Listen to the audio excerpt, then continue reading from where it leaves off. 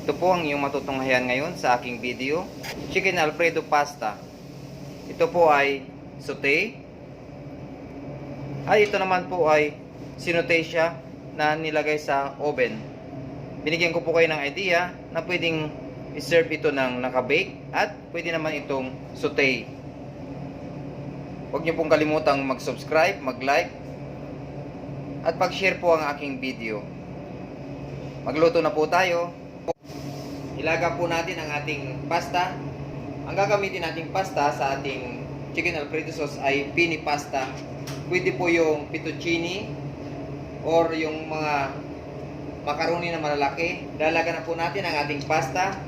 Lagyan po natin ng asin ang ating tubig habang kumukulo at olive oil. Optional lang po ang ating olive oil para hindi magdikit-dikit ang ating pasta.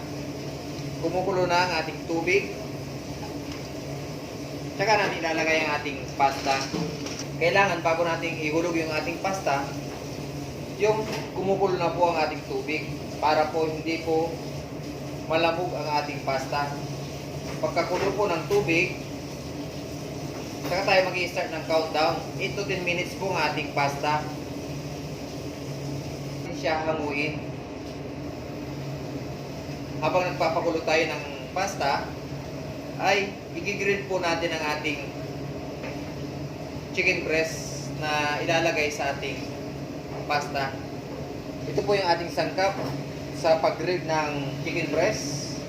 Kumain muna natin ang ating chicken breast, asin, paminta, at more seasoning.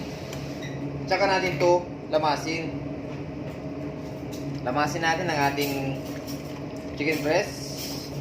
Tsaka natin ito i-grill sa mainit na mantika. Natin ng mantika ang ating kawali. At pag mainit na, tsaka natin ilagay yung ating chicken breast. Ipapabrown lang natin ang ating manok. Pag na-brown na, tsaka natin ito hanguin. Na-brown na po ang ating manok. Ito ihanguin muna natin. Tsaka natin igigisa ang ating bawang, sibuyas. Ilagay lang natin dito.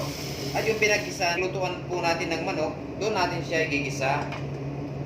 Lagyan lang natin ng konting olive oil. Tsaka natin ihulog yung ating bawang. Ipa-brown natin siya ng kaunti. Tsaka natin ihulog yung ating sibuyas. Igisa muna natin ang ating mga sangkap. Tsaka natin ito lalagyan ng bechamel sauce. Igisa na natin habang inaantay natin kumulo ang ating maluto ang ating pasta. Medyo na brown na ang ating bawang. Huwag na natin antayin ma-brown na gusto ang ating bawang. Lagyan natin ang ating sibuyas. At antayin natin ang ating sibuyas ay ma-brown siya ng kaunti.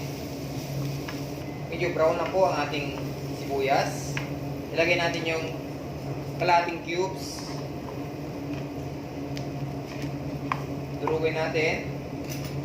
At isama natin sa gisa. Mga sangkap na kasama ng pag-isa, meron tayong fresh mushroom. Kung kayong fresh mushroom, pwede po yung nasa lata. At meron tayong bacon. Niluto ko na po siya. At ito yung ating nilutong manok kanina.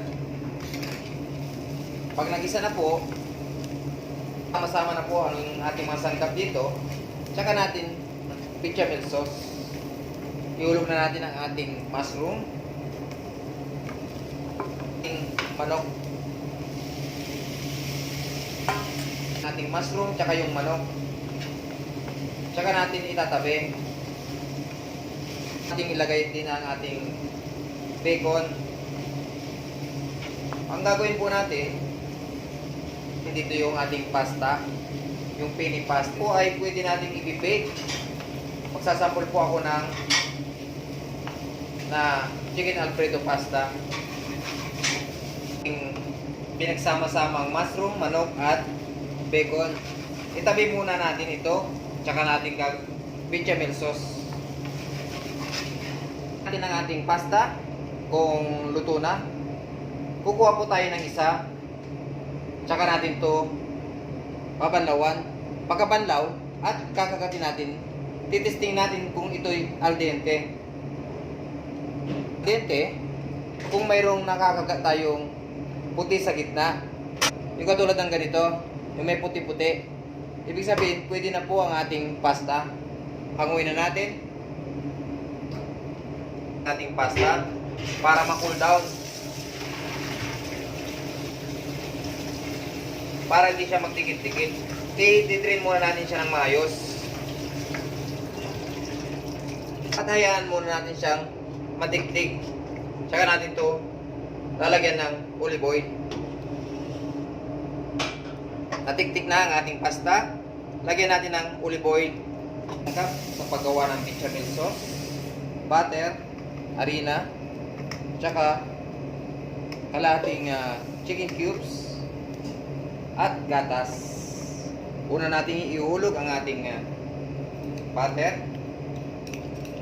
Antayin po natin itong matunaw bago saka natin ihalo yung ating harina. Ang ating paghalo, tuloy po ang ating harina bago natin lagyan ng gatas. Ito yung tinatawag nilang ganito ang itsura ng ating broth.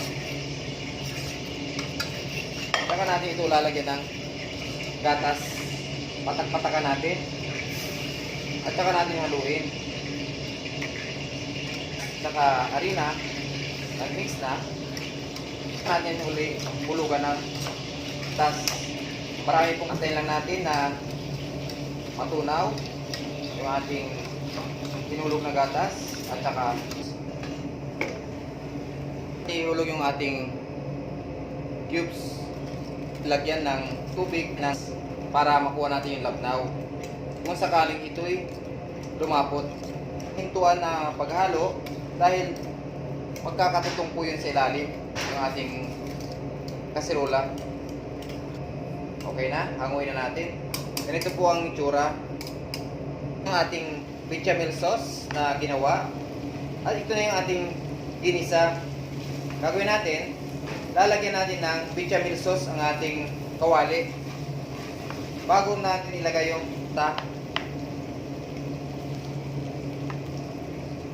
hindi natin ibubuhos lahat to ang ating ginawang sauce.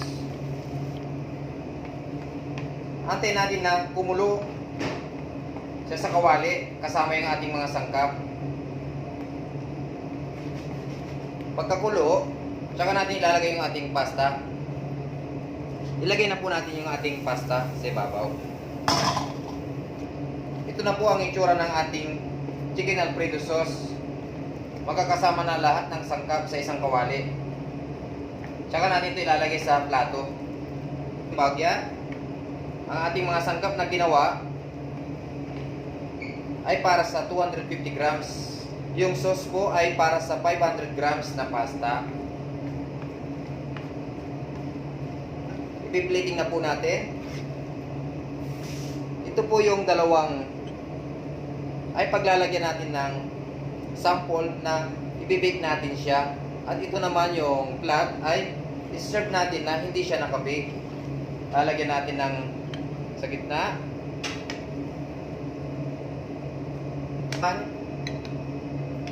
Lalagyan natin ganito. Oh. May natira pa siya. Marami po yung ating 250 grams pag nagsama-sama. Kasama yung sauce at lahat ng mga sangkap. At saka natin ito i-bake. Parmesan cheese sa ibabaw. At saka parsley.